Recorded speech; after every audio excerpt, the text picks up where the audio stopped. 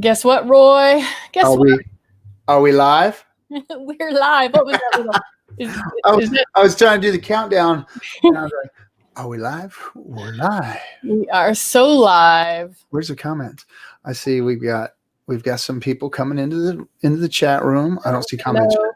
Is the comments working? Is everything working? No, I think it's all working. Hey, folks, It's say working. hi. Hey, you're on fire.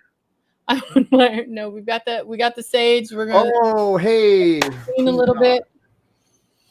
We're going to open this up in a good way. We're going to thank the people on the first people on whose land we stand on. Hi, everyone. I'm Shannon O'Loughlin. I'm a citizen of the Choctaw Nation of Oklahoma, and I'm coming to you from the original homelands of the Piscataway people, and it's now called Maryland. Roy, what are you doing over there? Hey, this is Roy from Southern California. I want to thank the Luiseño people for the land that I stand on today. Thank you, Luiseño people. Yes. And so now what? Now we start the show. Have any good Indian jokes? I keep meaning to, I've got to go.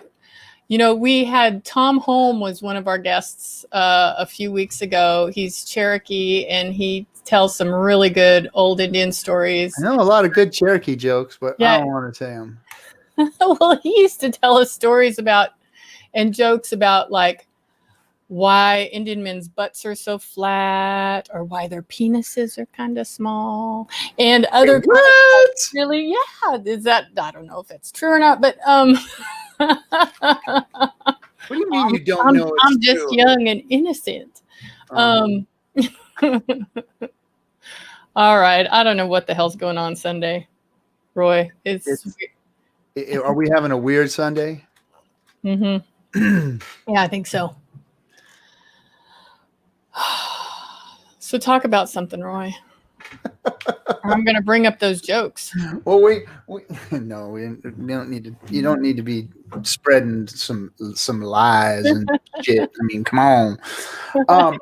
So what's the news has been like dead for everything this week. I mean, the regular news, they had their little announcement of our new vice president pick or whatever that's going to happen. Kamala Harris. And everything after that was just like, I mean, no updates in Indian country about what's going on with COVID. It's like, it's down over here. It's up over here. It's up over here. It's down over here. It was like, everything was just kind of like this crazy flat line this week. Yeah. Well, I did hear that Navajo was going to start opening up to tourist traffic now, that their numbers are going down, but they're still seeing new cases.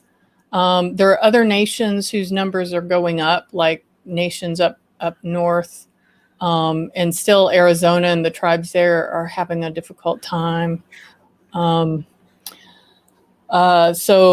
it's all, you know, when we have a federal government that won't just do a 2-week ban. If we would have just had a 2-week ban on business and everything, we could have potentially been doing a lot better now that it's been, what, 5 months, 6 months? Has it been that long?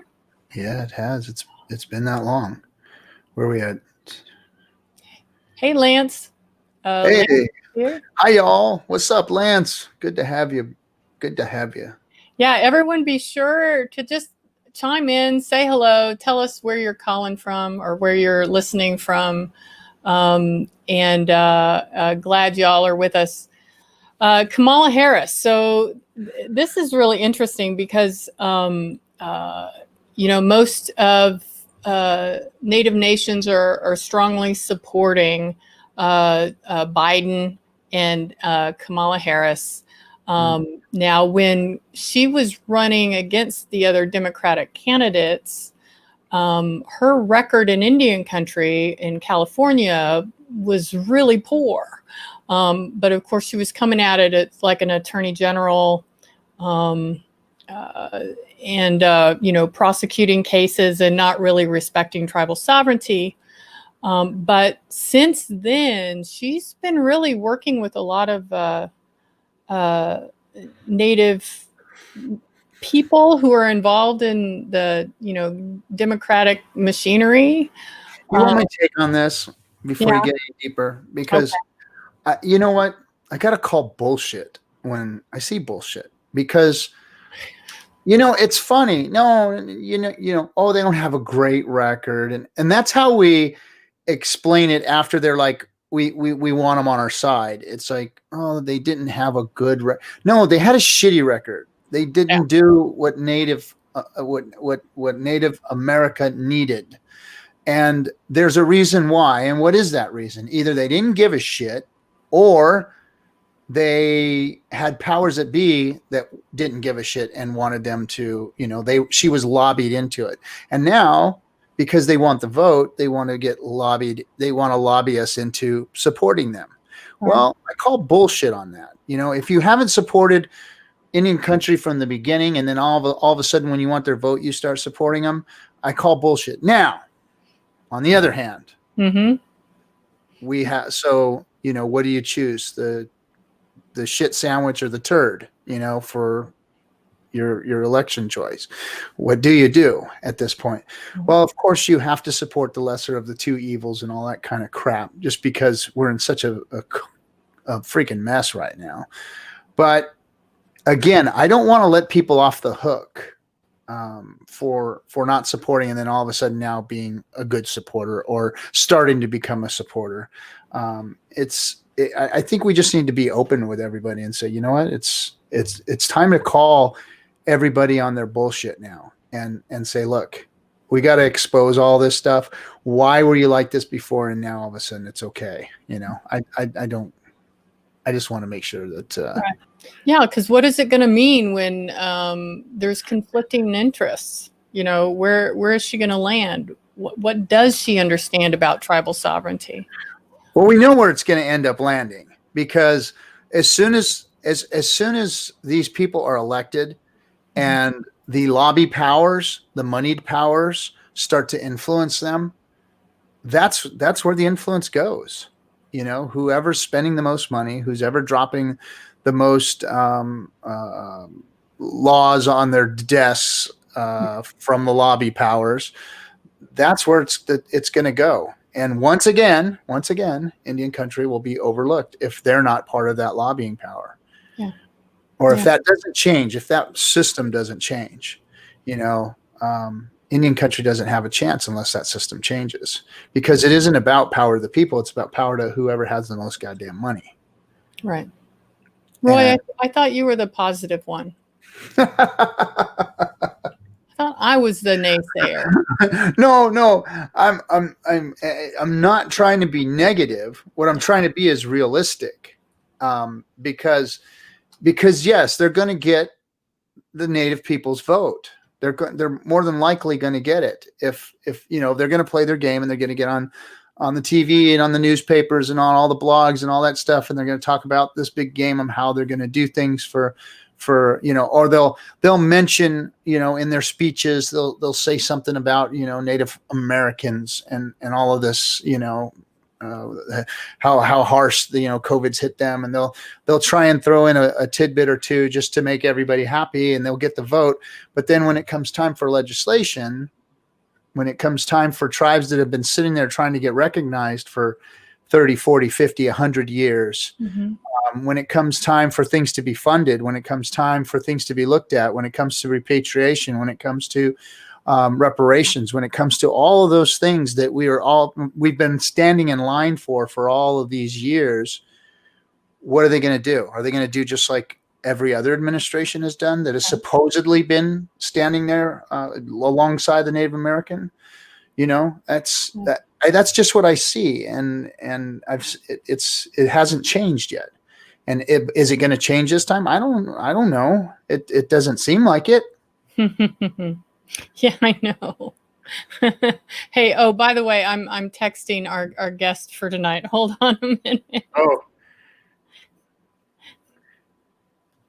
How's it you've got his number? I don't have his number.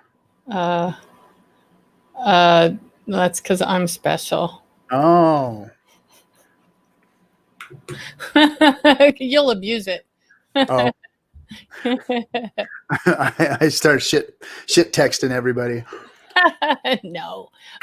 So our guest is going to be a really interesting guest we have tonight, Brok Weaver, who is MOWA Band of Choctaw, which is a state-recognized tribe in Alabama. And he is a UFC MMA fighter. And a badass. A badass. A literal badass. And like, mess your shit up, badass. Yeah. Did you watch some of his fights? Yeah. Yeah. He's a badass. Just pummeling each other, man. And I'm looking at it like I'm someone's mom, right? It's just like young men hitting each other. see now, so here's the difference when you look at it from like a dad's point of view. It's like, yeah, attaboy, beat the shit out of him, beat him up, son. You know, don't let him hit you, hit him back. You know, can't you just like count coup? Just get close enough. That's what we need. We need a coup octagon, right? So they're all running around trying to pluck something off of each other's backs or something, like flag football. We'll call it flag UFC or something. Pull your hair or something like that. Yeah. Pull your hair. All right, I'm gonna pose because we're still waiting on our guests. I'm gonna pose some questions out to our. We have YouTube, we've got Facebook, and I think we've got Twitter and Periscope live tonight too. So this is the first time we've went live with Twitter and Periscope. Nice. So let's pose some questions to our current chat room. JD always nose hair. Yes, Lance, I think nose hair. That's nose hairs. If you get a nose hair, that's a knockdown. And we'll count the nose hairs in the winner. Ooh, that makes my nose feel weird just thinking about it. JD, who's watching us from YouTube, says he comes here because it's like his Sunday school, and so I would like. He gave you a good comment too. Did you see that? It says educational. I learn something every time. And the guests add to that. So he's saying that you're actually teaching him something. No, he's not. He's saying that about both of us, Roy. Oh, no. You don't want to learn anything from me. I'm just here to shit talk.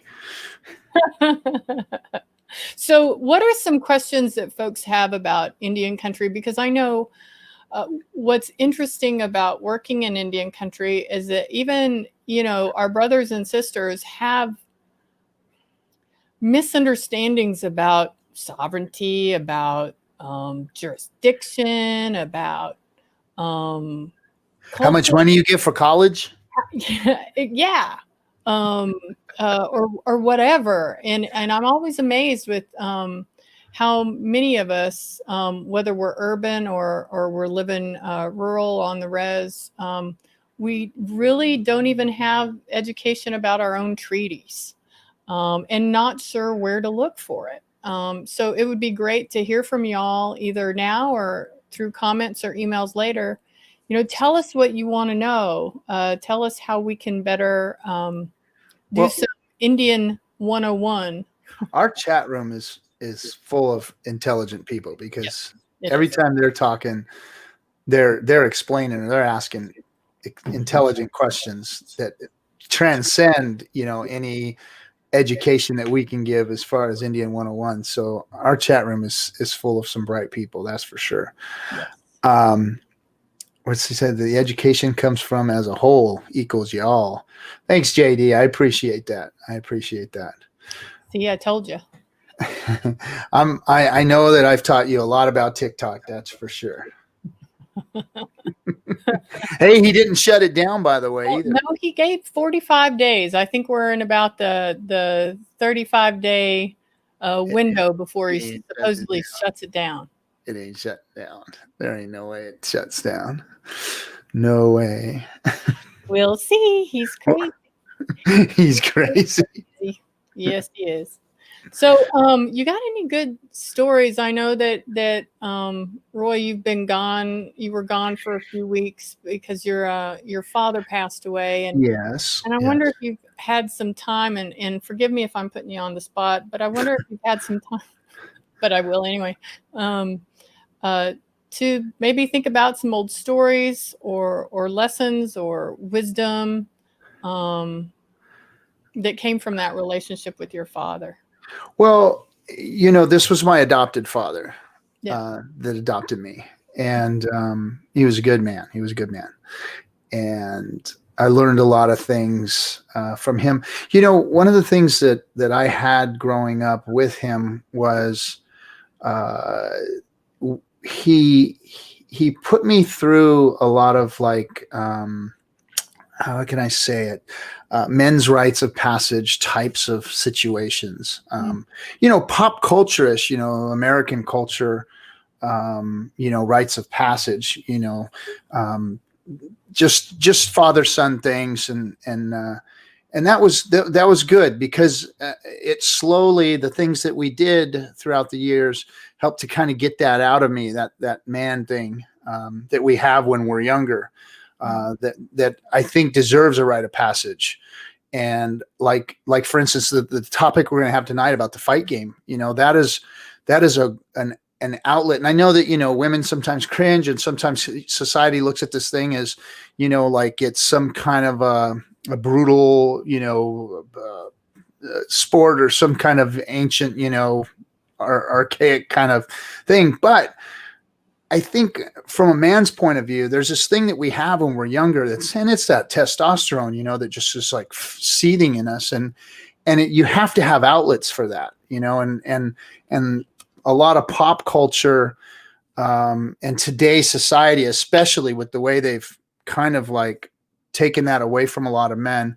And I don't want to be misogynistic about this, but there's a difference between our hormones when we're growing up and this thing that happens to you when you're a young man. You have to have an outlet. And that's why, in most Native cultures, there was always some type of a rite of passage for men, and we went through these things to help kind of understand what that power was that was going on in us, that power struggle with our hormones and how, coming into being a man. And like UFC, the fight game, to me is kind of a rite of passage. You see these guys going out there and they're getting that out.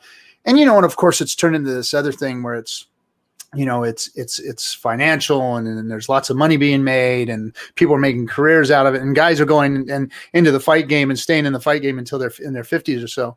But I look at it as kind of a rite of passage, a pop culture rite of passage, and I don't necessarily look at it as a bad or an evil thing.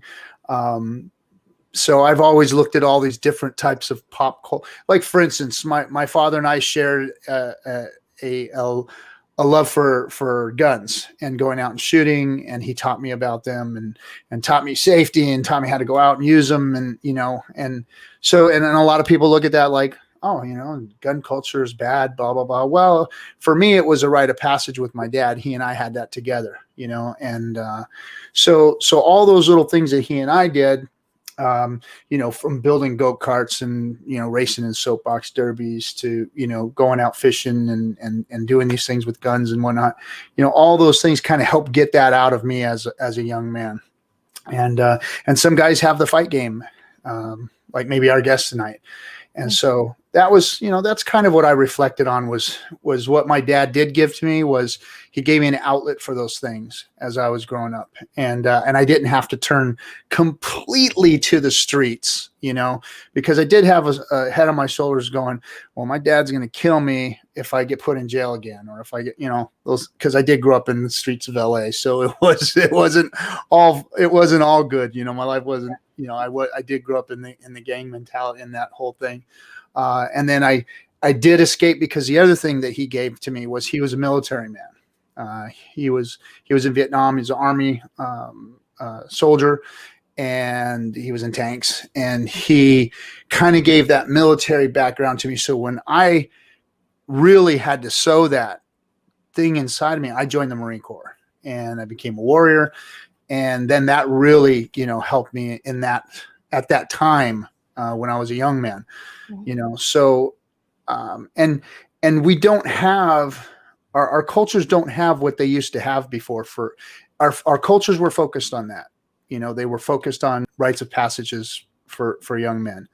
And now they're not so much if you're not like really deep into your culture, then you may not get a hold of that. So, I look at all of these things in pop culture, like I try and put everything in perspective from the hoop, like TikTok, that's a good communication tool. We may look at it and laugh at it or whatever, but natives are getting on TikTok and they're talking to each other.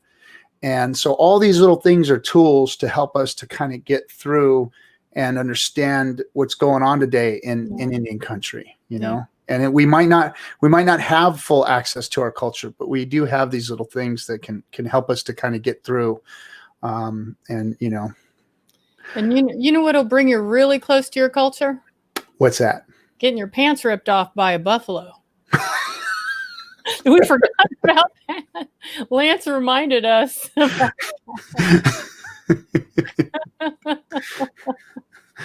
I've seen there has been so many memes going out on all the social media about having your pants ripped off by a buffalo. It's just it's hilarious, and it probably couldn't happen to a better person, someone from the Sturgis rally, right? Yeah.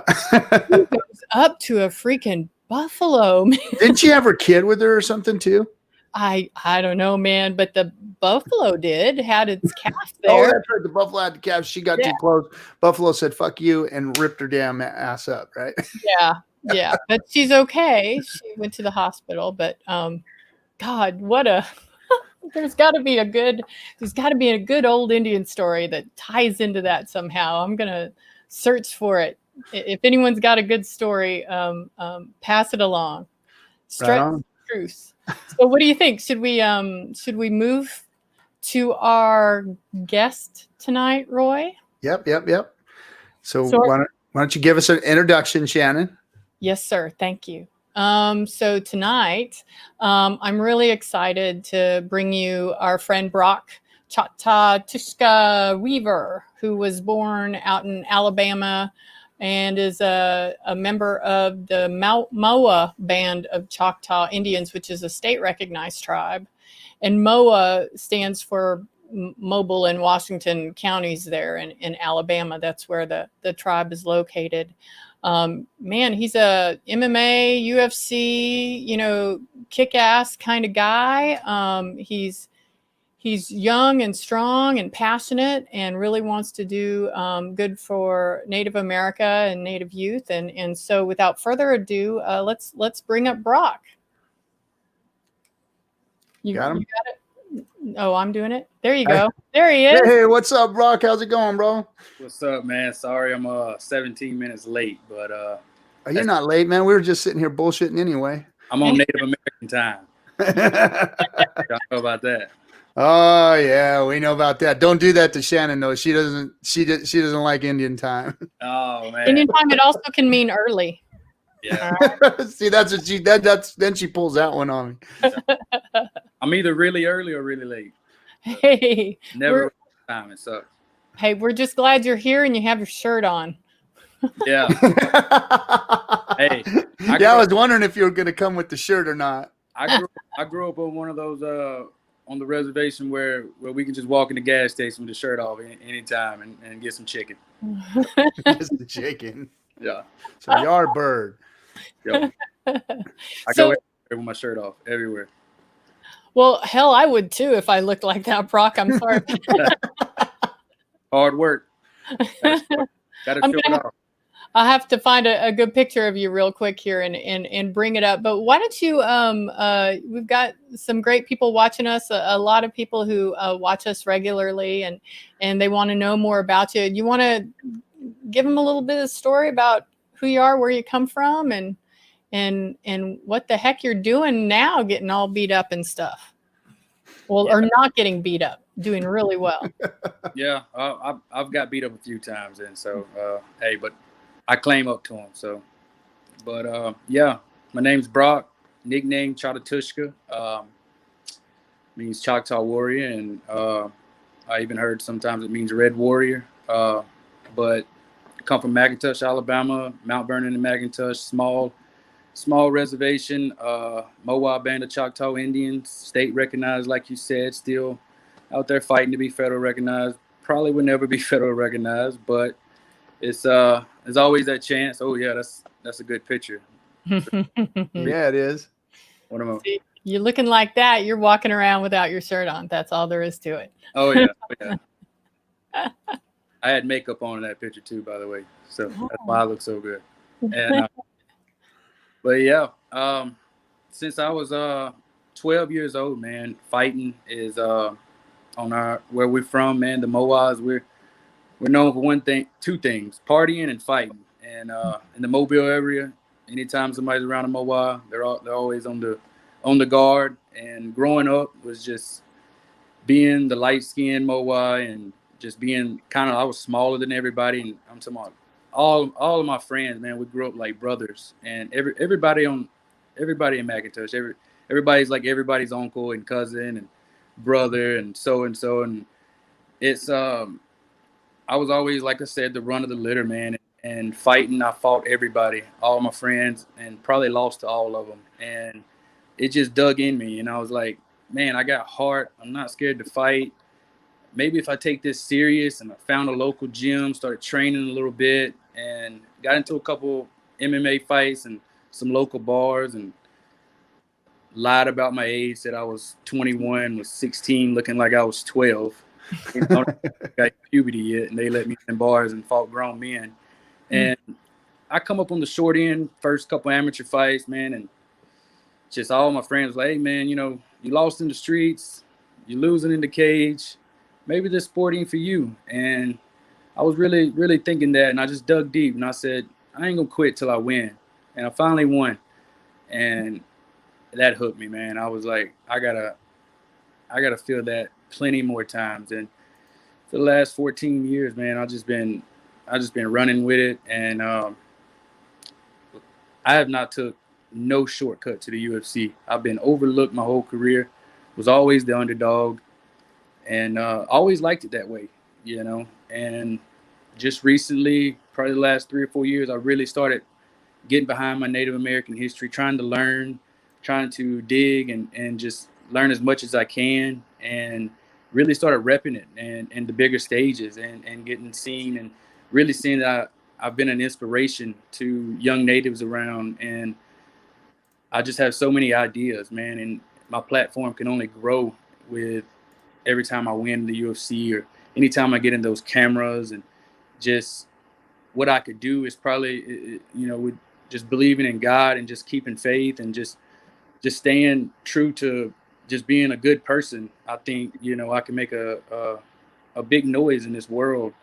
And to the natives, I mean, other than me, I mean, I really don't know any other native that's made it too far in the sports industry. And I know a lot of them really athletic. I know, and more athletic than I was, and I made it. So I just want to be an inspiration, man. Just a light to young natives, anybody. I mean, I just want to be an inspiration, a light in this world, a good example, and just spreading that, man, is just what my mission's been.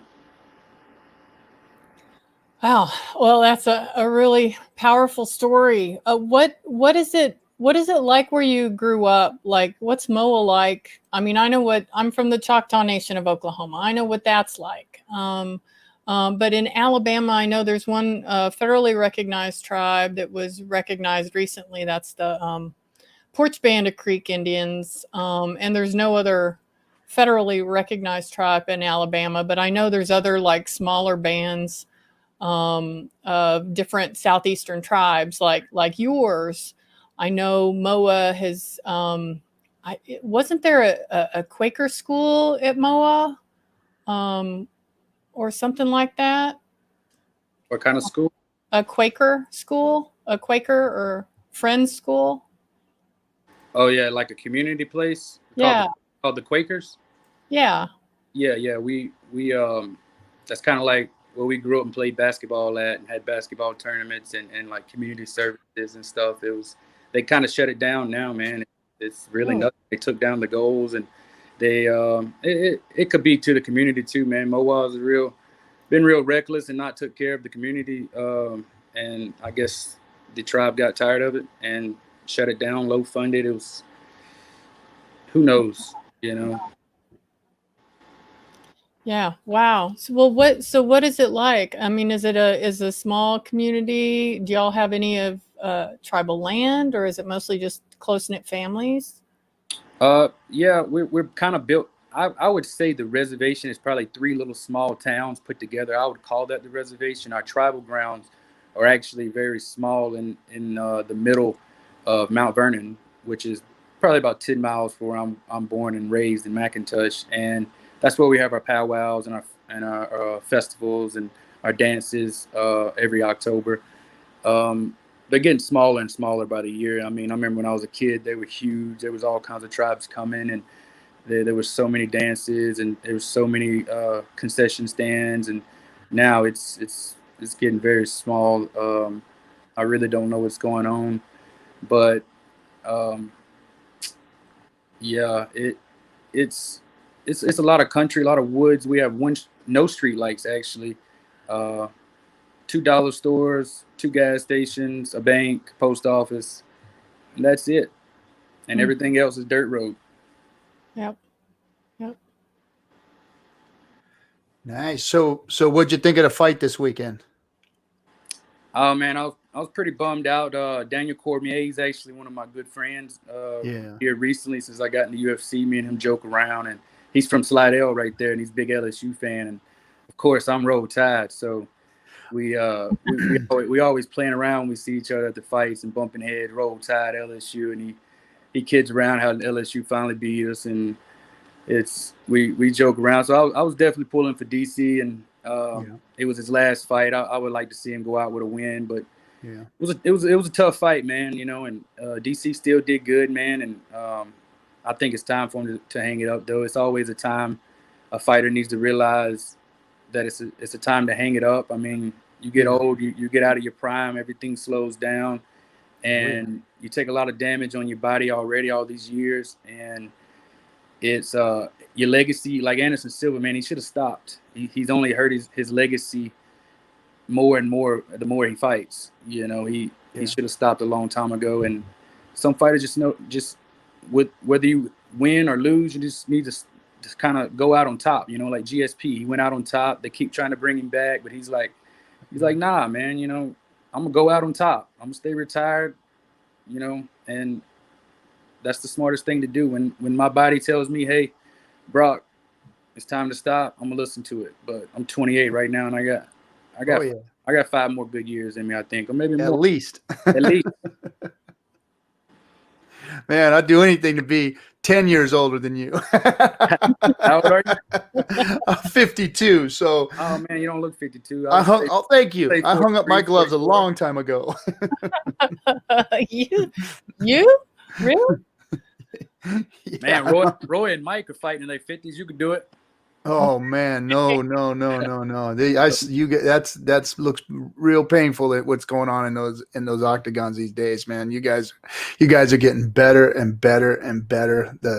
The technique and the power, the speed, everything is just getting better and better. I mean, it's amazing what you guys are doing out there. It really is. And I was sorry to see the result this weekend myself.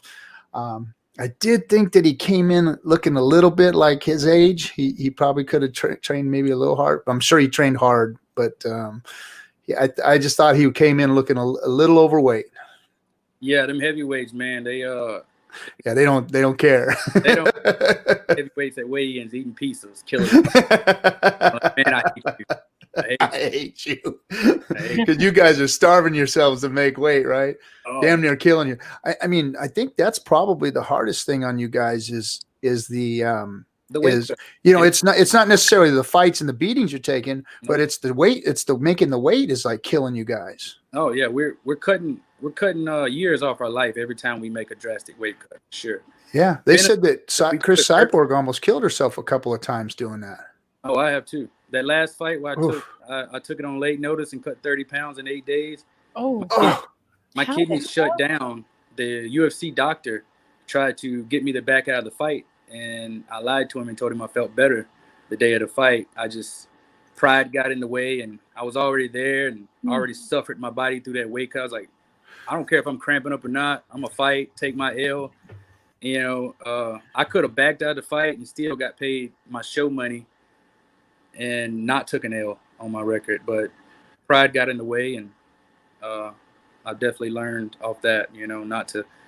I'm not as young as I used to be. I can't cut 30 pounds like that anymore. My body's starting to hold water weight a little more, and yeah, I was stuck in the reservation during the COVID started and eating big beans and cornbread at Mama's. So Mama killed me on that one. So you train, I mean, at a high level, and when you're in there sparring, you're hitting the bag, you're hitting the gym, and you're getting through with a good workout, and you feel so strong. I mean, how does that feel to have to walk into the ring, like damn near shutting your body down, kidneys failing, you're probably feeling weak as hell because you haven't eaten or you've drained all the water out of your body. I mean, how does that feel? Like the power that you felt when you were training and you were at your prime, and then boom, now you're there for your big moment. You got to walk into that ring feeling like dog shit. I mean, what does that do to you? It was scary, man, because that night after weigh-ins, my body was I was rehydrating with my rehydration drinks and drinking my water, man, and I was throwing it up and diarrheaing it out. It just wouldn't hold in me. My kidneys were, I guess, kind of trying to shut down. So I got real scared, and I told my coaches, and they got real scared. I remember going in the room to try to like lay down and sleep it off, and my body was cramping up so bad in the bed, and I was so scared to get out of the bed and go tell them, hey, y'all need to watch me all night because this is not right. Like, I shouldn't be cramping up every time I move in the bed.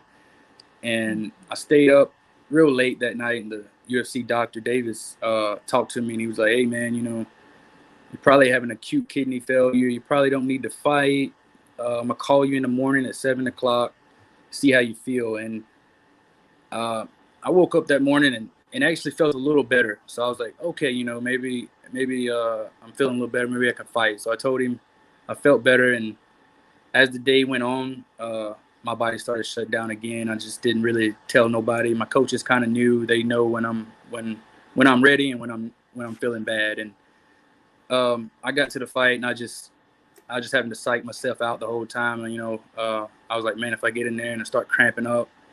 So the first round, I was like, I got one good round in me. I gotta go for it. I gotta go for broke, and my body, I just felt so slow, so heavy. And but realistically, even when you have a good weight cut and everything goes perfect, the nerves on fight night still get the best of everybody. You still got to beat those nerves in there and get past that first round. And I was just interested to see how my body would feel after the first round, because if you've watched any of my fights, I'm a cardio guy. I've won most of my fights by outlasting people. I'm not a real big power puncher.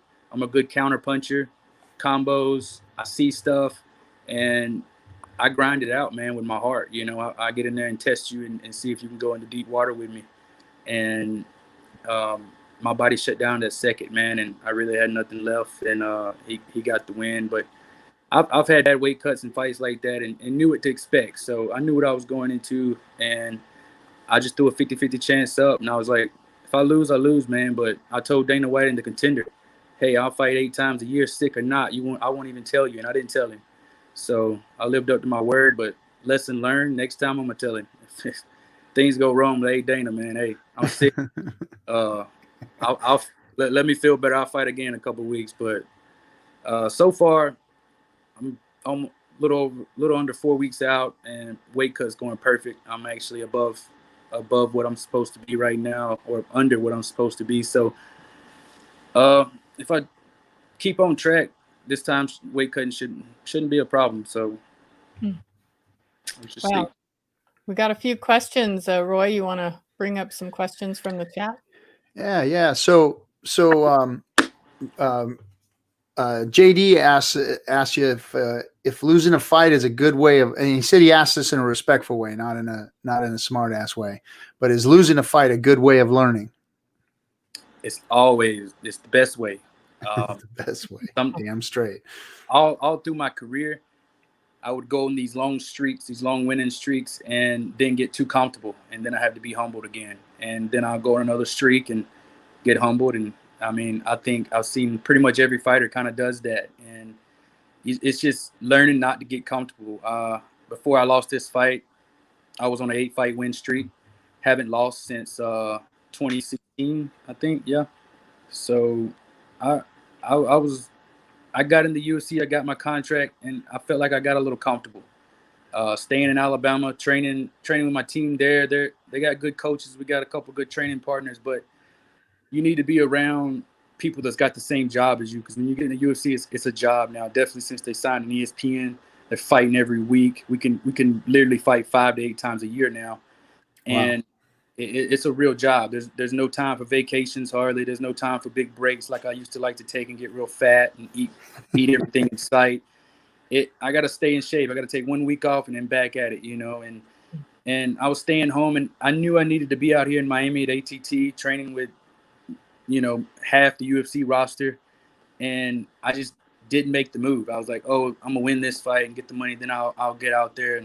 But no, I needed to get out there before I even took the fights. It's just a different level at American Top Team. Everybody's in the highest organizations that I spar with. There's so many people in my weight classes. It's the work every day I get there is crazy. It's just next level, man. It's humbling. I'm getting whooped every day, but every day I get whooped, I leave learning something and get better. So yes, every time you lose, you definitely can always count that I've learned something, because I'm definitely critiquing myself every time I lose.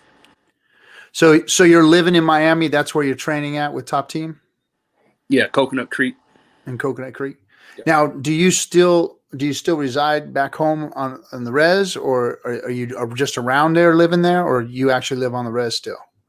Yeah, my permanent residence is in McIntosh, Alabama. My wife's there taking care of our dogs. We got like 12 dogs, hunting dogs, and yeah, I mean, we got too many animals for me to move out here, but hopefully I win this fight, get that bonus, and we're looking at a little house around here with a backyard, and we'll probably live half the time here and half the time back home. And after fights, I need a little month off, go home, see the grandparents and my mom and brothers and everybody there, and then come back here and right back to the grind. Yeah. So when you oh, there you go. So when you fight, you present yourself with your culture, and you show your nativeness. Now, how much fight or how much game do you derive from your tribe, from your culture, from your people? How does that motivate you in the ring? Do you bring that with you? Like I said, I know you use it and show everybody that you are Native American. How does that help you in a ring? And does something come with you when you're in there? I mean, since I fought in the UFC, I haven't got to bring really none of my people.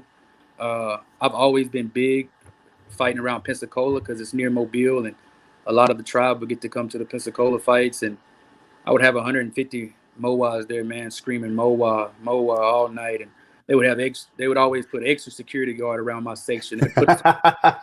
My manager and promoter Dean Toole, he would always put us in the back far, because when I finish people or something, man, my people are very known for flipping over VIP tables and jumping in the ring and picking me up and hitting people.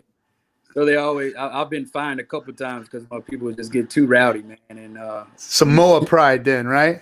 For sure. So everybody knows about me and my people, and they know, I mean, when I've been like down, and I remember a guy had my bag and he was about to choke me out, and I just remember hearing him say MOWA, B-Rock, and that I lifted up and I just walked with him on my bag and slung him off and hit him with some combos. It always gave me an extra drive. I felt like just the spirit of the warrior. They know I was in there just fighting for them, man, and that's always been big. And now, just not for my people, I'm trying to just rep all the natives. I feel like that there should be no tribe out there that are against each other.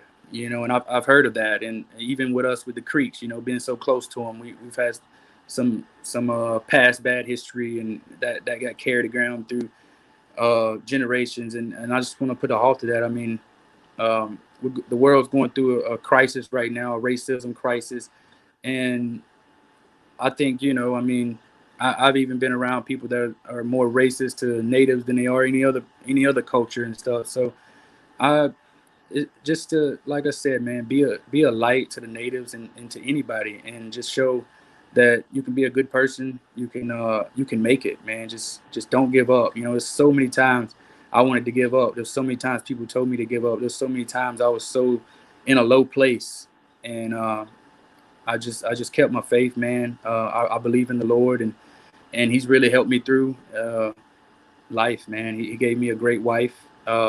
Something I never even really believed in growing up, just being a crazy Indian, and I'm truly blessed, man, on this journey so far, and I can't wait to see what the future holds, and I just hope I do a great work. So that asks another question. So now you're starting to gain some recognition. You're getting out in front of people. How do you want to use that? And I already, your messaging already, that's, you're a young man, you're 28 years old and you're already messaging, hey, look, racism's got to stop. Hey, look, Native America has to come together. How do you want that message to grow? And what is your plan, or what do you want to bring to Native, to Indian country with what you're doing? Or the youth? Do you want to talk to the youth? Do you want to talk to Native, Indian country in general, or what's in your heart? I've kind of just been freestyling it, just trying to like I said, get my message out, see who hits me up, see if any tribes out there, need help, any kind of recognition, anything said to the public when I'm on the cameras and the big show, and just anything. I mean, there was a lot of things where tribes were getting their lands took and stomped on and oil and all this. I mean, just trying to give back to that. I mean, just go further enough to even talk to Trump, man, or whoever's going to be the president, and see, what we can do with the Native Americans, what we can do with the youth. Just like I said, I'm taking one fight at a time and focusing on my career, and as I win, I just ideas, man. I think it's really open platform, because other than y'all, I really don't know anybody else that's doing like a big talk show like this, for the natives and me. And there was another guy on Instagram I seen. He's like an artist or something. He from Alaska, a native. He's pretty known, and yeah, man, just kind of freestyling. TikTok, man, TikTok, freestyle on TikTok, because there's a big Indian country following on TikTok. Really? Yeah. Recently, my manager told me to get a TikTok, so I was about to look into that. You should, man. You can get a big following there, because you fit right in. You're the age of a lot of. I mean, there are older people on TikTok too, but I mean, the 20 somethings. Man, there's a lot of natives on TikTok. I talk about it just about every show, because I'm a fan of all the native TikTokers out there. And they're during the COVID thing, they started social powwowing. So they would get on there and dance, and some of them would drum, some of the bird singers would get on there and sing. So there's a lot of stuff. And hey, man, we don't have any native fighters out there. Actually, you're like it. So, get on the TikTok and start letting people know who you are, because, the Indian country needs a champion, man. Get out there. That's the goal. And I'm definitely going to get a TikTok. Right on. Well, I'm definitely you're one of your new fans. I'm going to be watching your fights, man. It's kind of the way the whole show started here was, Shannon and I have been working in Indian country for many years. She's the lawyer. I'm the bum, basically. And but we've been working together, and we just put this show together because she was invited on Joe Rogan's show. Yeah, that's how I saw her. What's that? I said that's how I found out about. Oh, that's how you saw her. So we actually kind of got involved with this whole show because of our experience at Joe Rogan. Said, hey, well, why don't we put something together? We could do just as good as this fight guy. Come on, let's go put it together. So that's kind of how the show came about, was when we were on Joe's show. Yeah. Nice. Yep. Yeah, that's how you found us and how we found you. So of all that hate that I got from all those that diverse audience. I was really glad It's a serious show to be on. you. But that's that's another thing, Brock. The fight game is loaded with. I'm sure there's a lot of racist people around it, or in it, and I mean, do you experience any of that within it, or probably not so much with the fighters because you guys are all pretty tight with one another? But have you experienced anything like that within the fight game itself? Not really, because so many fighters are different cultures. I've probably met every culture. Definitely trained at an American Top Team and living here in Miami for a few years on and off. And this is like a big import for Brazilians and Africans. Yep. And just people from all around the country, man. White, black, and Brazilian, and everybody comes through here and trains. So I meet so many different cultures of people, and we all train together. And it's I've never really met a racist fighter as I would think. Maybe back in the day somebody would hype up the fight and say maybe something racist, maybe, and it was just to hype up the fight. Who knows? But it was a thing back in the day in Mississippi. But Mississippi is yeah a little racist sometimes, and so is Alabama. So I mean, definitely growing up in Mobile and in Alabama, I've experienced racism, and that would cause a lot of my people to be mad. That was always the excuse was, oh, so and so was racist. So I thought, I mean, they were just looking for fights though. But maybe so and so was probably racist, but I don't think they were trying to pick a fight. Right on. So how do you deal with one of our folks asked about COVID? I know you're planning a fight in September, right? 12th, yep. Yeah. So what are they doing to keep y'all safe? At ATT, they're really only letting the UFC fighters, big organization fighters, train right now that have fights coming up. So it's keeping a lot of the amateurs and other people that are just in it to get in shape out of the gym. There's still a lot of us in there, but we get tested every Monday. Wow. And we do the blood test, and then we do the throat test on Thursdays. So, and there's been fighters and coaches so far that's had it, and it's really just we better hope we don't get it or we won't fight. So it's just kind of a gamble. Yeah. Wow. I think I've already had it. I think I had it a couple weeks ago, and it was after I got tested, and I got a little sick, but anytime somebody gets sick now, they think they got COVID. So, Right. Yeah. That's crazy. I can't imagine. One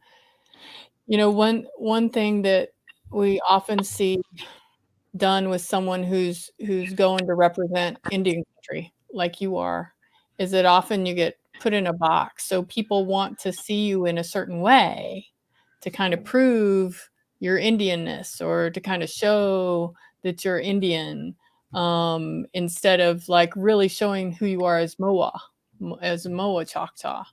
They want to put you in a box, and unless you look like that, then you're not really Indian. Do you ever get any of that kind of pushback about who you are and what you represent?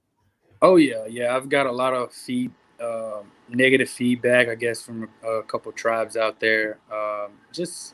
And maybe they got the wrong message. And I even said in a couple of interviews before I did the face paint and the couple of UFCs and the headdress, I got some backlash off my headdress. I had bought a last minute headdress, and I was actually going to wear a Choctaw hat, but my wife was like, wear the face paint. We're fighting out in New Mexico. Why don't you do something for the Western Indians out there, So I done the face paint and the headdress for the tribes out there, because I went to a college there, an all Indian college, and did a speech to the youth and had a big showing there the week of the fight in New Mexico. And they gave me some merchandise and some stuff, and we had a good time. And I really wanted to represent the tribes around there. I think the Apaches and some of the Navajo and maybe Comanches, or it was a few different tribes at that college, and I wanted to represent other tribes. Like I said, I would even want to start doing things in my weigh-ins on on fight week to represent other tribes that are trying to get a message out there. I've repped my tribe since I was amateur. I've did all I could do for my tribe right now, and until I can do more and get on the maybe committee in the future when my career slows down and I can put up with that headache and see what's really going on in there, see what's behind, and see what it takes to be federal recognized. But if not, who cares? I want to do something for the natives as a whole, to bring all the tribes into some kind of peace and into some kind of communication and yeah, man, just maybe one day have a huge. I got a great suggestion for you. Yeah. Uh-oh. You've mentioned it a few times. You mentioned it right when you came in was helping tribes to become federally recognized. And you and I are both from a nationally recognized tribe. My tribe's been trying to get recognized for 50, 60 years, and they've gotten state recognition and all that, but the federal recognition papers are just sitting on somebody's desk, and there's no reason for it.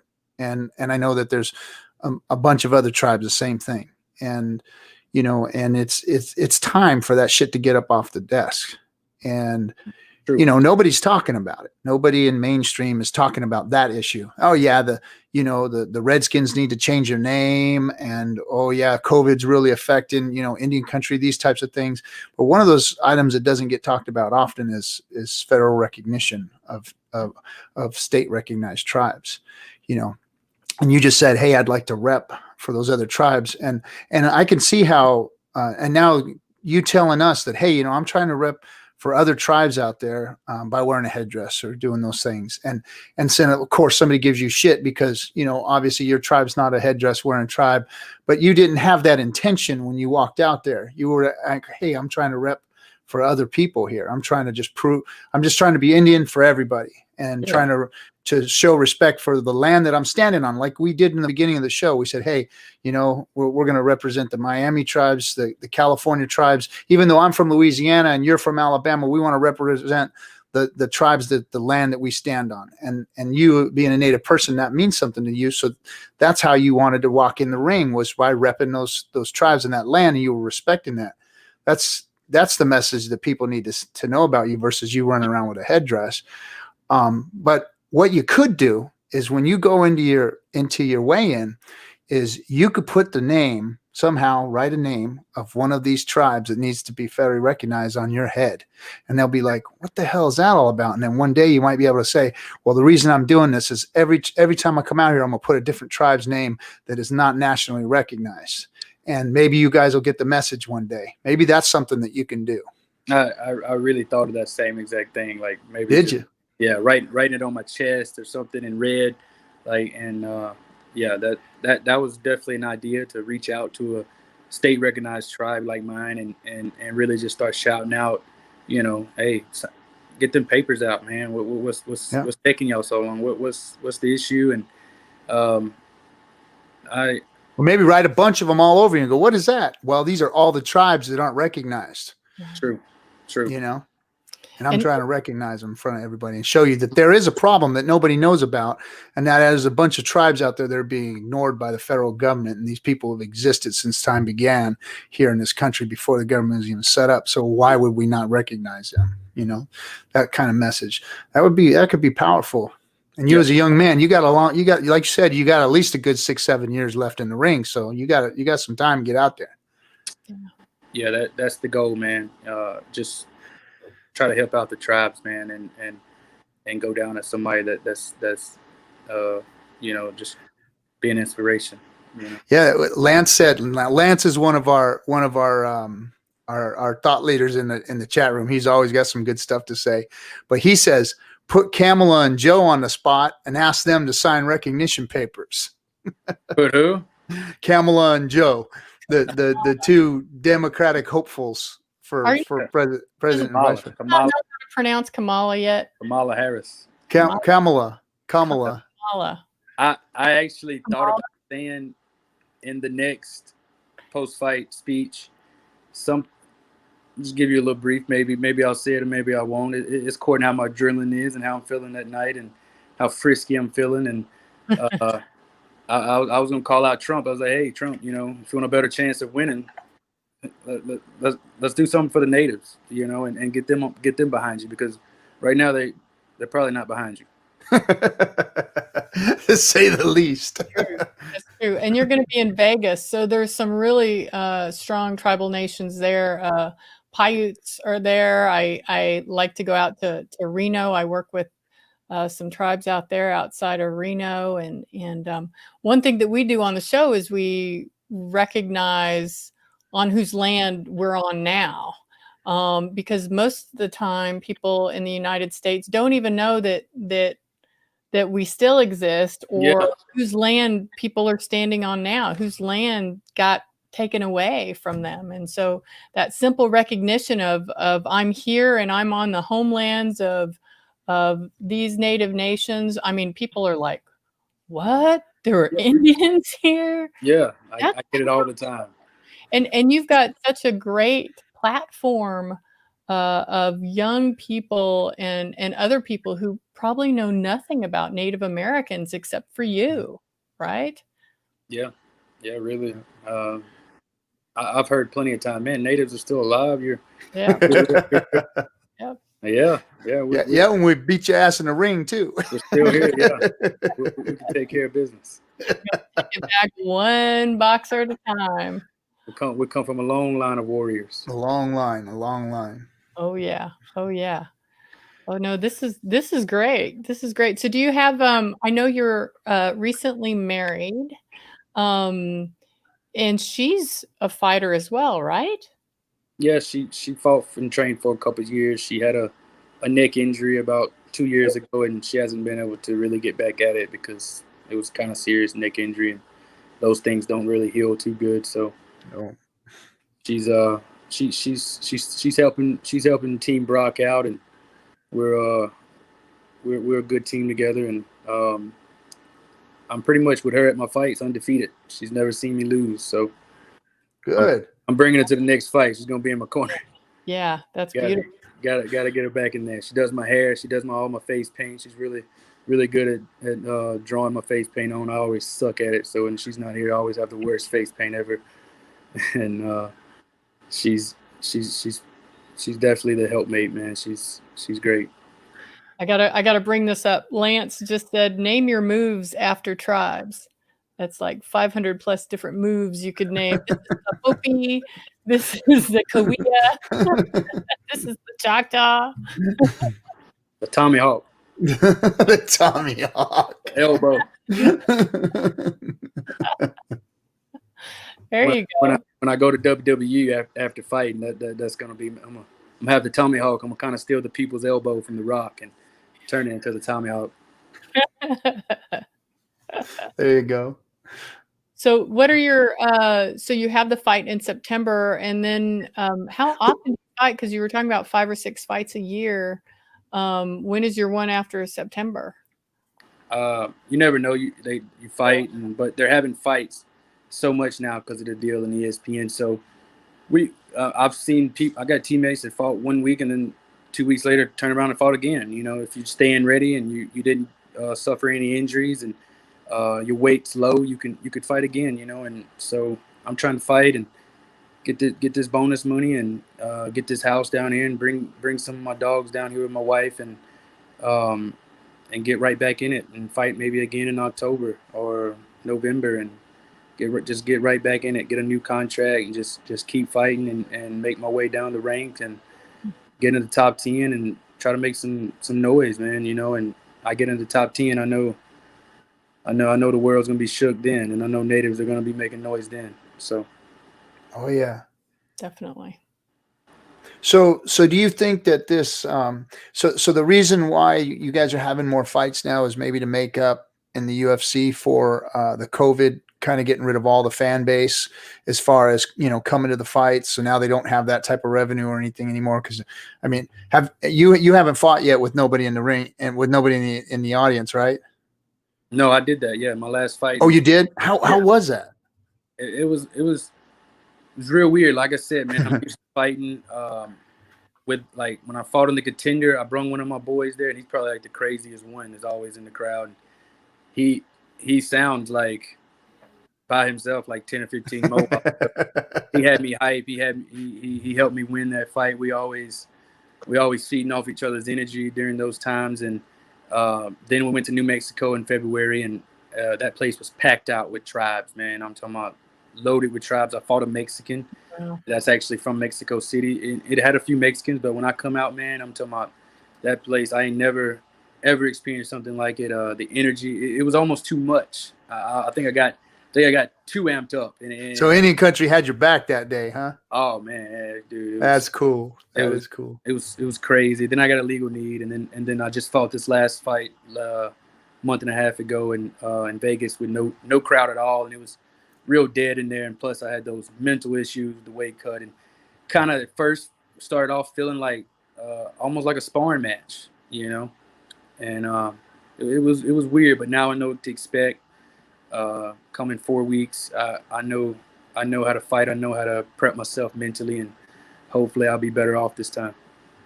What weight class are you fight in? 155. 155. And you walk around what? 175, 180? Right now I'm 177, 176, but I walk around not dieting about 190. Okay. Yeah. Man, that's a lot of weight to cut. Man, that's a lot of weight. Yeah. Gosh, that killed me. I'd be like dead halfway there. 15 pounds, and I'd be not all over dead. It's a science to it. It's a science. Yeah, make it easier. It's always hard, but there's lots of scientific ways to make it easy. And if you follow the process and do everything right and stay disciplined to the course and don't break, it's beneficial because I'll make 155. And then the next night of the fight, I'll rehydrate and carb up, and I should walk into fight sometimes like 175, 176. That's crazy. 20 pounds overnight, and usually 55ers walk back in like 65 or 70. So I always have some weight on them. I'm tall. I'm 6 foot for the weight class. Usually I'm fighting guys at 5'9". So if I do everything right, I have the advantage on most time. So. Nice. Damn. That's it. So once you rehydrate and everything, you're probably feeling a little bit better, right? Yeah. If you do everything right and you do the carb load right and you do the rehydration shakes right, and you do it in the time that you're supposed to, you don't just go eat like I used to back in the day. I would go to Golden Corral and just eat till I threw up, literally, and it would send my body through shock, and I would be like hurting all night, and the next day I would feel better and fight, but I wasn't doing things the right way. I was just being dumb, not having no guidance, just crazy. And now, you got your meals prepped. They cook them for you. You eat every 3 hours. You drink your shakes every 20 minutes, and you don't ever let your stomach get bloated. You take your time on them. You're thirsty, but you got to just sip on it slow and let everything digest correctly, and get your kidneys and your intestines and everything working right. You don't want to overflood them and overfill them, because then they haven't had that much food and sodium in them in a while, so they don't know how to take it if you put it in too fast. So it's patience and discipline after the weigh-ins if you want to feel great and have a good performance the night of the fight. So the biggest fight's always the weight cut. That's the first fight. That's the worst one. You get that one over, and you're just happy. You're just ready to have fun, man. And if you have a good weight cut, if you don't have a good weight cut, you're like, oh dang, I gotta go fight tomorrow. This sucks. But so you got anything to say to Camacho on our show? Frank Camacho. Yeah, man. I've done studies on Frank. Frank seems like a real nice guy. I know some people that's trained with him. Like he's a real nice guy. He's too nice. But I've watched these fights. Frank's a killer in there. Frank's tough. I think he's on a 2 or 3 fight losing streak with knockouts. I think his chin's gonna be weak.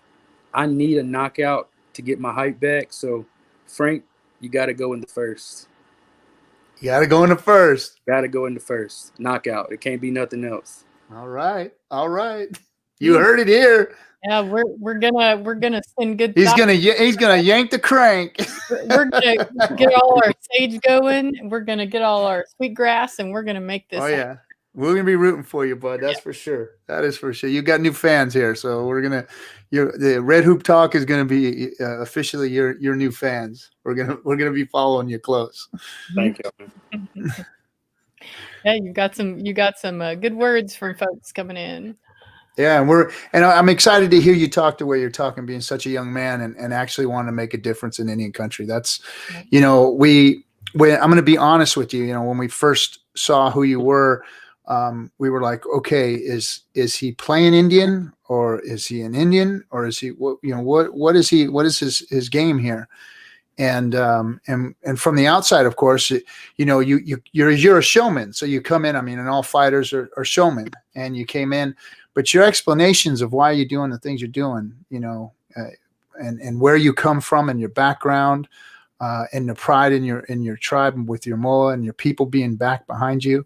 I mean, you've proven to us who you are, and we appreciate you, and we appreciate having somebody like you in Indian country. That is really cool, especially me being a fight fan. I'm a fight fan, man. I love the UFC, and I've caught glimpses of you, but until we finally heard about you coming on the show, I started to watch and see what was going on, and it was like, oh man, this is cool. We got a real brother, a real skin. It's in the fight game, man. That's going to be cool to watch and watch your development and root you on, man. It's going to be cool.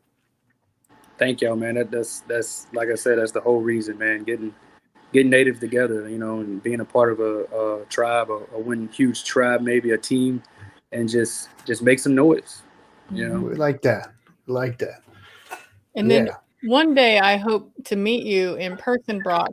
Because one thing I have on my bucket list, because I'm old like Roy, is I have never been able to throw a good punch. Like even growing up in high school, you ain't never gonna throw a good punch, Shan. I'm sorry. It's just you ever hit a baseball, a softball? You ever played baseball? She ain't never hit nothing.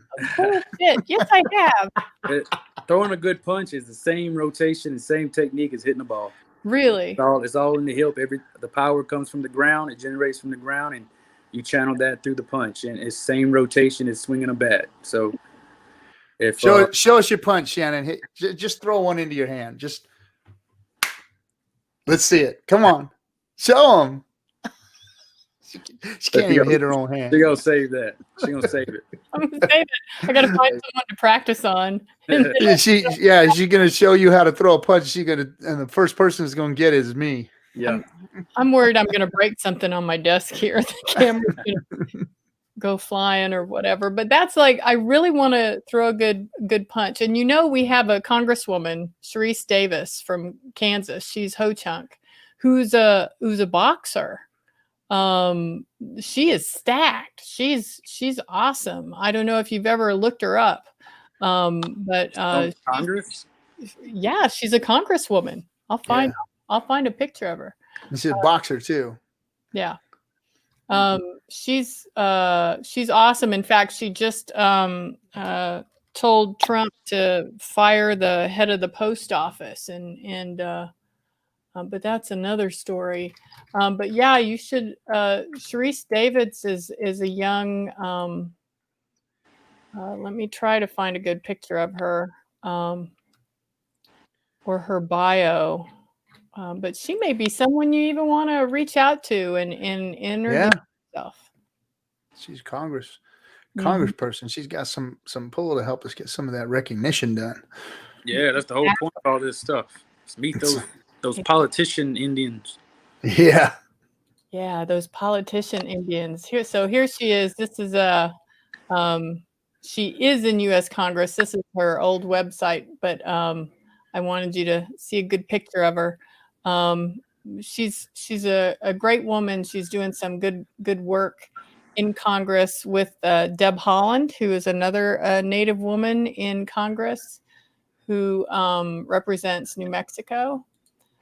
So we've got some strong Native people in Congress that starting to could help your voice be amplified. And if there's a boxing connection there, that may even help a little more. Yeah. I need to meet her for sure. Yeah. So win or lose, can we get you back on the show after your fight, Brok? For sure, win or lose. Right on. But I'm gonna win. Yeah. That's what I know. Say I'm that, Roy. betting on that. I'm always a winner till I'm a loser. Again. Well, learning, right? If there's a loss, it's a learning experience, is what you said, right? Yep. Going to school. Going to school. All right. So some people are giving me some more fighting expertise here. Engaging the abs, transfer the power from your lower body to the upper body. Like I said, from the legs. It starts from the ground, and the core, everything. Like you're swinging a bat. man, That's why, Stipe Miocic, the one that beat DC last night, was a professional baseball player before he was in the UFC, and that throws really good 1-2s. He's really coordinated that way, and he said playing baseball in his life was a big factor to when he started training recently, not even too long ago after he got the belt, and you saw that it worked real good. And I've trained with baseball players coming up, and they've always hit hard. wow. Naturally hit the right way. Yeah. Well, I've just got to find something to practice on or someone. I'm in California. You ain't punching me. Oh well. I'll send you a cardboard cutout you could punch on. There you go. Thanks. Go get a punching bag. You can pin my face up on your bag there. Exactly. Well, what do you think we should do, Roy? We got some more questions, or does anyone out there have some questions for Brok? I don't see him. JD said he scared him, that you scared him. I don't know what it is you said, but you said, tell him he just scared me. Oh, so he scared himself. To Camacho. That's when JD said that. Oh, okay. Yeah, I think Camacho, he's from Guam or something, right? Yeah. He's Guamanian. Yeah, he's tough. Yeah. In my Islanders, they're tough. Yeah, but we'll see about that. Yeah, I got a good feeling about this one. I do too, man. Everything so far is lining out perfect. I'm mentally good right now. I'm healthy and I'm training harder than I've ever trained, and with some of the greatest fighters in the world. It's only been not even 2 months since my last fight, but I feel like I've gained 6 to 8 months of knowledge in just these last 2 months here, and I'm excited to get in there and test my newly found skills and on Frank. I'm looking to open up a show on him. A boxing clinic, a kickboxing clinic, and I might even sneak a takedown and crank on his neck a little bit. Crank on the crank? Crank on the crank. Get the crank. A crank. The crank. All right. Right on. This is cool.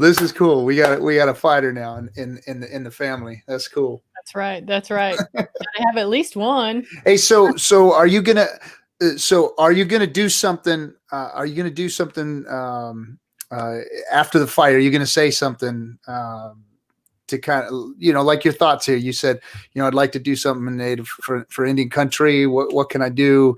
Are you gonna do something? You gonna come up with something?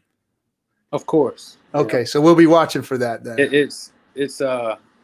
So everything's premeditated, but also like freestyled in the moment. I got topics and ideas in my head screaming around, and when that mic gets in front of me and my adrenaline's up and I just got a W, we'll see how it comes out.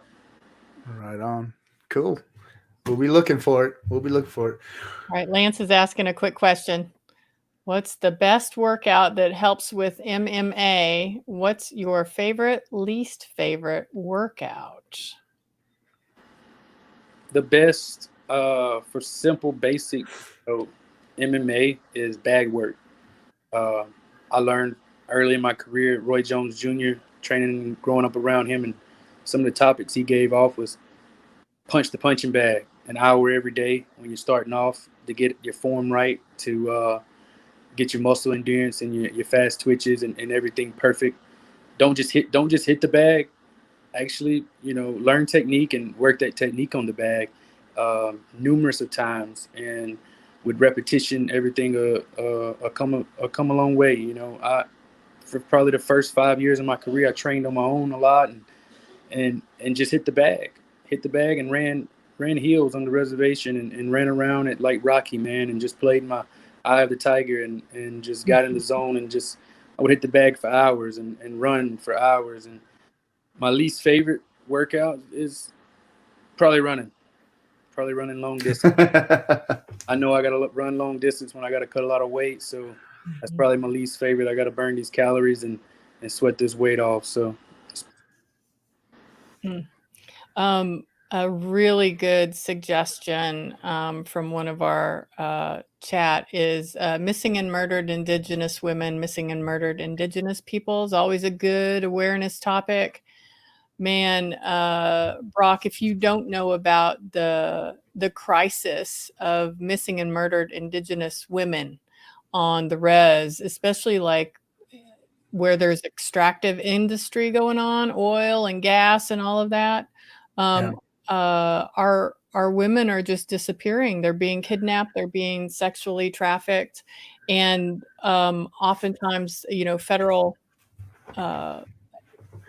officials won't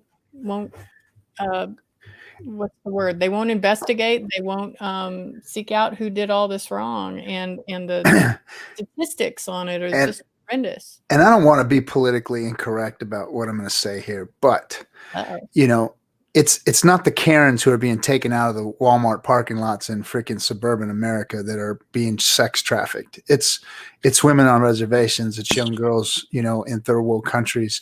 It's the women who don't have a voice. The Karens got the voice, and they're the ones speaking about it happening in their neighborhoods, and it's just not happening in rural America. This is happening on the reservations. This is happening in third world countries, and it's really happening. And it needs to be somebody needs to be made aware of it. And like I said, it's you hear all of these stories on Facebook and all this other stuff about these Karens that are being taken in parking lots of Walmarts, and it's just not true. You know, it's just not happening. But it is happening in Indian country. Who's this Karen you keep talking about? Is there a like I said, I'm trying to be politically correct without actually calling, you know, certain group out. But I mean, it's typically your urban, you know, women that really are just privileged, and they just start spouting this crap out like they're the ones being kidnapped, when really it's been happening for years and years and years in Indian country. And it's been happening for years and years and years in places like Cambodia and Vietnam and Mexico. And it's these young girls that don't have a voice. What's that? Colombia also. And Colombia, you know, South America, Mexico, Asia, all around the world in poor countries, these women are being taken, and there's no voice, and there's nobody focusing on it, you know. So that's a good topic also. You know, not a good topic, but it is a good topic. I'm actually deep into a lot of that stuff. I've always been real interested in secret society and evil government topics. And I was calling the Jeffrey Epstein thing years ago when I was in high school. I knew about that guy, and nobody believed me. It was like, oh man, Brok's crazy. There's no secret government. There's no cults out there that's taking little kids and sacrificing them to these gods and now years later, and it's finally come out. And I've had people reach out, like a lot of my boys that don't look into that stuff.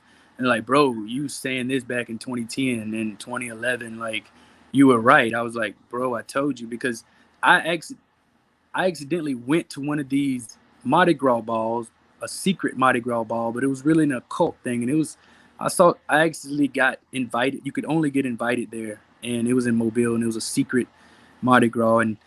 And I was dating a girl for years, and I was telling her that her dad was high up in the workforce, and there was some things going on there. And I don't want to speak about it too much, but I don't want to get in trouble and get people to come and assassinate me. But I've seen some crazy stuff, and it made me. And I was always like, what if this stuff ain't real? You know what I'm reading? What if it's just Google? What if it's just so and so? But I've always, my reservation, we were raised to believe in the Bible, and I don't know a lot of other reservations and tribes or do believe in God and Christianity, and then a lot of them are like, it was the white man's God. He come and took all our people. You know, I believe. Look, if anybody knows anything about the Bible, these people that are sex trafficking and taking these girls, these innocent kids and little boys and little girls, they need them to sacrifice to these Canaanite gods that were back in the Bible and back in when Moses and Joshua were going through, and they were turning just worshiping these false gods, and they needed a sacrifice. They needed kids. So back then there was so many people they couldn't notice it back then. And I mean, dude, it's an evil government side that a lot of people just tend to overlook and just say that's rumors and stuff. But I've been to one of the things, and I know it's very real. It wasn't like no sacrificing kids thing, but it got pretty deep. And if they would have did stuff like this, I know they would have did stuff like that. And they actually tried to sucker me into like being a part of this cult and thing, and I turned it down. They offered me a big job, making pretty good money starting off at 21 years old, making $26 an hour, basically doing nothing. And I turned it down because I found out that it's evil, man. It's an evil world. They're doing some crazy stuff. Jeffrey Epstein is exposed with the Hillary and Bill. I mean, they've been exposed for a long time, but people are really starting to believe it now. All this blood eating, and I mean, it gets crazy, man. And it all really starts from the Bible. God tells everybody that the world will turn their back on God, and He'll make hell of it. And if you see what's happening with the world right now, God ain't playing, man. God, the reason Christians and white people even came over here and took our land is because God wasn't over here, and God's gonna get His way. People forget about Him. God will make people like He'll get your attention, and whether you want to listen to it or not, He's gonna get your attention, and He's getting people's attention now. And I mean, it's only gonna get worse from here, is what I believe. Well, I don't believe that, but I do believe that you're a young man and you're still learning a lot, and there's probably a lot more to you to learn about, of course, about Indian country and what actually exists here as far as God and the belief of God and how it was already here. So there's probably still a lot of learning for you to sure. to understand about Indian country in general. But of course, that doesn't knock your belief and your faith at all. In Indian country, we don't believe that we should argue about God at all. Period. There's nothing to argue about with God. I truly believe in that. And so it doesn't become an argument, and everybody has the right to their beliefs and how they approach God. And my belief, there are many roads to God, and mine is but one of them. And that's how most of us feel, I believe, in Indian country. I believe everybody should have a relationship with the God, their own relationship.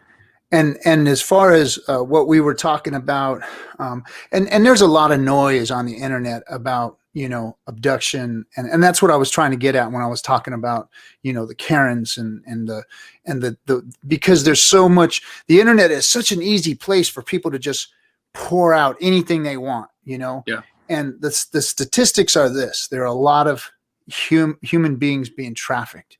The majority of those human beings are young girls from the ages of about 12 and to about the ages of 19, 20, 22 years old, somewhere around there.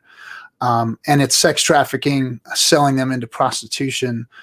It's not really, I don't know how much of the ritualistic crazy stuff is really going on out there, but there's a real issue in Indian country where women are disappearing, and a lot of them are have been involved in people that are involved in sex trafficking, which is prostitution and whatnot. So, and then a lot of times these women turn up missing, and sometimes it's to their own accord, and they just disappear and leave their families and go live this other lifestyle. And a lot of times nobody ever knows what happens to them.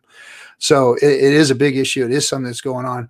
And then again, the internet, there's all kinds of noise, and nobody really knows what's really going on out there. Like you said, with the whole Jeffrey Epstein thing and all that, and who's involved in it, and how it actually is going to come out. I mean, eventually there's going to be a trial. They do have this woman she's going to spill her beans, I'm sure. And as long as they can keep her alive. She's going to get killed. Well, if they can keep her alive, then at least we're going to see some answers as far as what that was all about. Maxwell. What's that? Her name, Maxwell. Her name, yeah. I can't remember her name. Yeah, Gwinston Maxwell. She was Jeffrey Epstein's partner. Yeah, she was the one that would actually kind of lure the girls into the lifestyle. And again, like if you look at the girls that have actually come forward, they were girls that were, in broken homes. They were runaways. They were vulnerable to that type of behavior, and she helped lure them into that lifestyle. He literally had a house. He done it in literally we're 45 minutes from where I'm living right now, over in Palm Beach. So it's, but the MMIW is definitely a good cause that's working on trying to bring this issue to light, the real issue, and not putting any type of conspiracy theory or anything on it, but trying to bring it to light and saying, hey, look, vulnerable girls are being coerced and lured into a lifestyle, and a lot of the times these girls end up in a very bad place where it either screws them up for life, they disappear, they're murdered. All these things are going on. So that organization is trying to bring this to light, and it's a real issue in Indian country.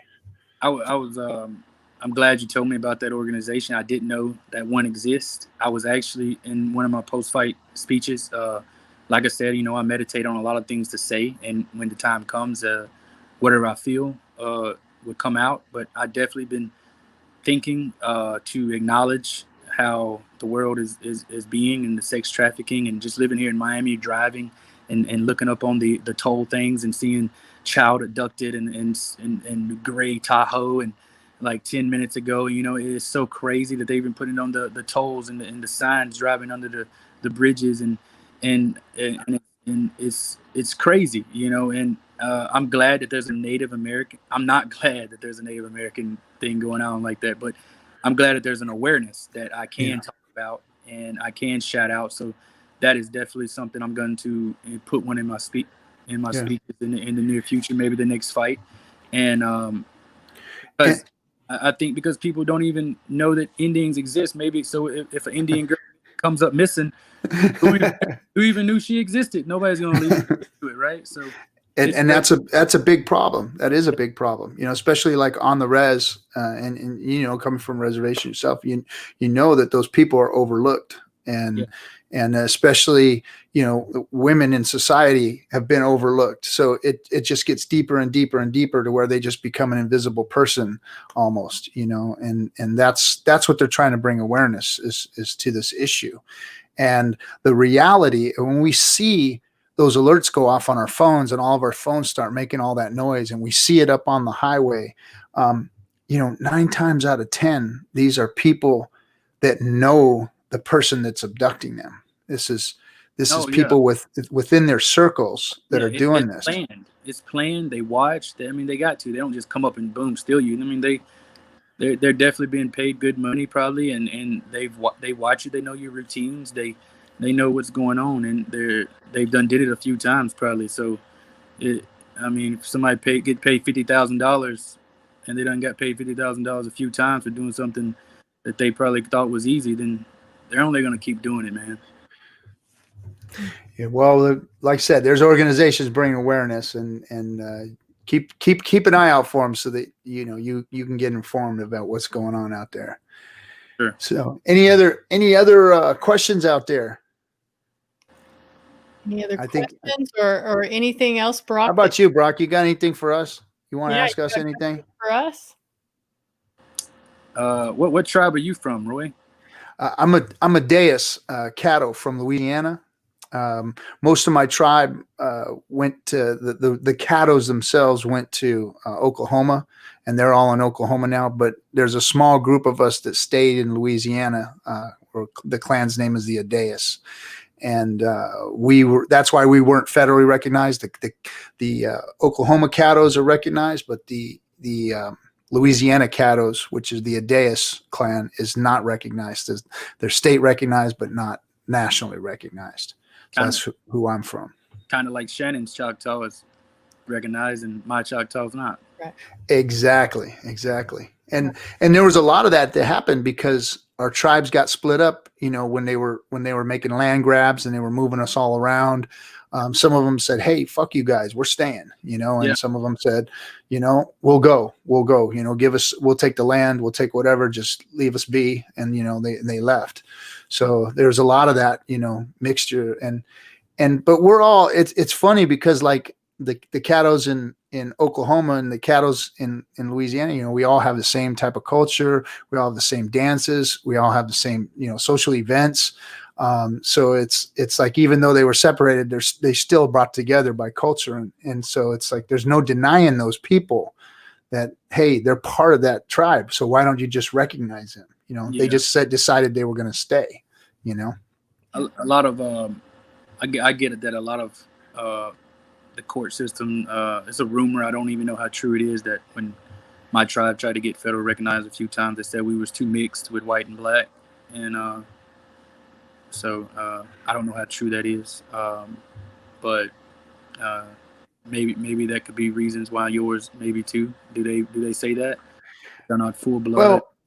Well, there's always the blood quantum issue is always an issue. I mean, and the funny thing is, and we talked about this on our last episode that we had was, and we talk about it often, is why is blood quantum even how come the only people in existence that people are worried about blood quantum is Native Americans?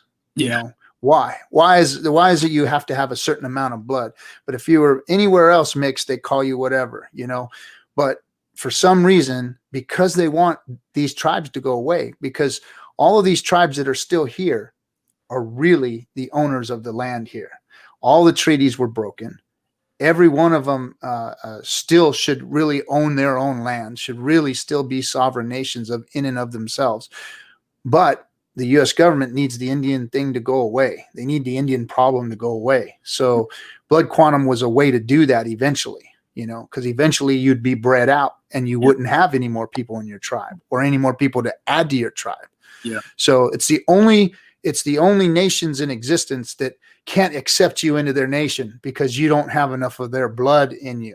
It's like, it's very strange that we're the only ones that have that problem, So I wanted to bring something up since we're having a really good discussion about federal acknowledgement. And this is a website, U.S. Department of Indian Affairs. They have the process of federal acknowledgement. The MOWA Band of Choctaw did petition the Bureau of Indian Affairs for acknowledgement. And it looks like in 1999, they made a decision denying the tribe federal recognition. And in here, the documents associated with that decision, now I haven't had time to look at it, but there's like a final determination letter here. And that's going to tell you why they decided not to recognize. And this is a 59-page document. So if you really want to get into why, all of this documentation is available online. Are you all still seeing this? Okay. Yeah, we could still see it. Yeah. Okay. Brock needs a link to that. So so I'm going to let me pull.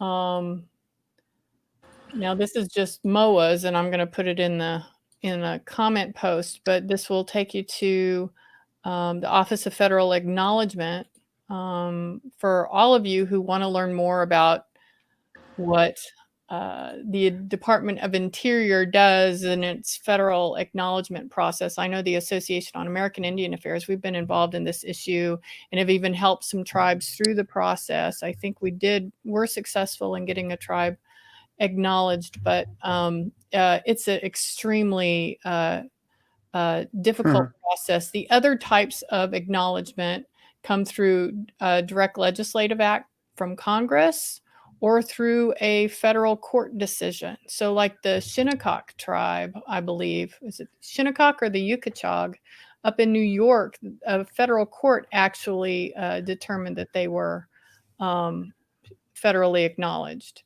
So, there could be other avenues for acknowledgement. It's not clear, and it's not clear what your tribal leadership want to do with the issue. Yeah. Yeah, I mean, but it's complicated and complex, and you look at the federal government's process, and it's just crazy. It's incredible how anyone could be acknowledged under the process. And it's convoluted for a reason. Yeah. I mean, it's convoluted for a reason, and it shouldn't be that hard, because I know what my uncle, who's chief of our tribe, has been going through for the last 30 years. He's been literally fighting and working every single year, sending us, paperwork after paperwork. Every 3, 4, 5 years, I have to sign, I have to fill out all this paperwork on who I am, what I'm doing, where I'm at, why I'm out here in California, all of those kinds of things, because they're always trying to get more and more documentation to try and prove their case, I guess. I don't know. It just seems like just years and years and years these tribes have all been fighting. It didn't take them that long to take everything. Yeah, right. That's what I'm saying. I mean, I just feel like something crooked has got to be going on. Well, and even tribes fight against other tribes. That's one thing. I want to chill out too. Maybe if I could be a voice in that. Why can't we all just love each other? One of my main we ain't here about the Benjamins. We ain't here to take over. We're here to take back over. Take back over. Take back over. Tobacco. I like that. That's right. I mean, to me, it's about, I look at Oklahoma and I see how gaming has kind of redrawn the maps out there, and it provided fire trucks and police and buildings and schools and all of this really good stuff, not just for tribes, but for folks that aren't tribal as well. And I think having strong relationships between tribes and states can really help the bottom line, can help economic development, can help, I don't see how it could hurt, but man, sometimes states and the federal government and even other tribes are prevent that community to grow, right? Yeah. It's crazy. It's pretty much what happens on my reservation, I guess. And that's a real travesty right there, is that these laws and this blood quantum thing and all that is actually stopping the communities from growing, stopping the culture from growing and expanding. Wouldn't it be a more wonderful place, this country, if we were all powwowing, if we were all Indian cultured, if we were all getting together and doing the things that we do as tribes, And that might be one of my long-term goals, man. A huge, united powwow for all the nations once a year somewhere and just, the Gathering of Nations in New Mexico.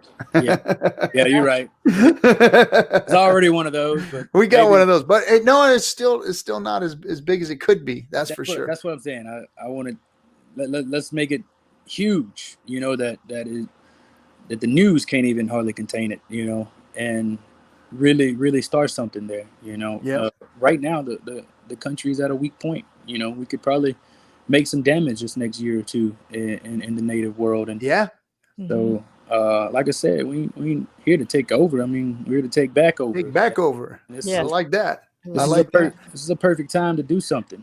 It's vulnerable. You're right. It's vulnerable out there. I mean, how long have they been fighting to get rid of that Redskin name? And all of a sudden, on a week, it flipped. Yep, that's what I'm saying. We can do something right now. Well, here's what we got to do, Brok. First, you gotta beat the shit out of that crank. All right. So you take care of crank. Then let's go get you a belt, right? So then we got to get you a belt. Nobody likes a loser. Nobody listens to the loser. And we get you a belt, and then we can hoist you up on our shoulders, and you can start spreading some message. Oh man, if I get that belt, that's I mean, oh, we're all hoping and praying for that for you, my brother. We are. Well, this has been an amazing interview. I'm so glad that you took some time out of your training, Brok. I know it's really strenuous, and exhausting. So thanks for taking some time with us to hang out and chat. And it was really great getting to know you. And I can't wait to see you after the fight and talk about how you kicked whatever you had to kick. How a crank the crank. You'll have Lance said, once you get a belt, we can beat it for you. We're going to get it beaded for you. Okay. I would like that.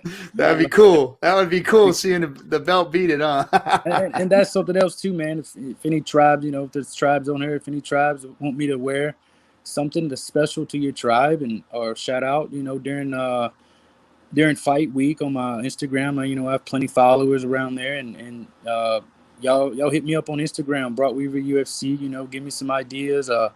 Mail me some whatever, some artifacts, some merchandise, anything that any tribes out there won't seen, and let's do it on fight week. Let's start a thing on fight week where I'm just shouting out tribes every day and doing something for them, and get the Native American scene even more right there, and then knock out Frank and give a huge post-fight speech interview, bigger than the contender one, and set the world on fire, man.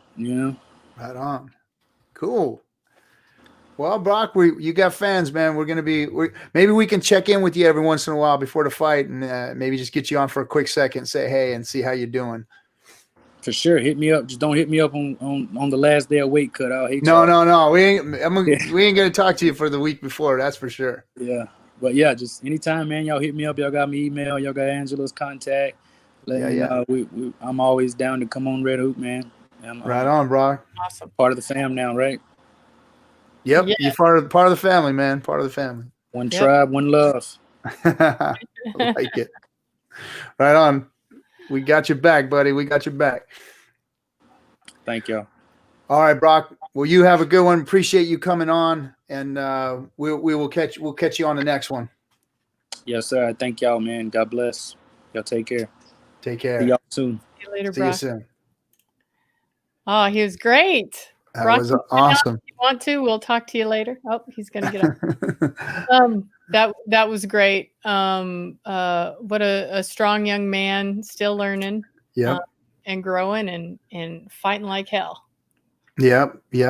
No, I couldn't be prouder to see a young man in that arena, in that space, with everything that goes on in there, and having his head on his shoulders like he has. That's awesome. So I'm definitely going to be a fan, because I love my UFC, and now we've got a native representing in there. That's cool. That is cool. Yeah, it's very cool. So, anything we got to close with?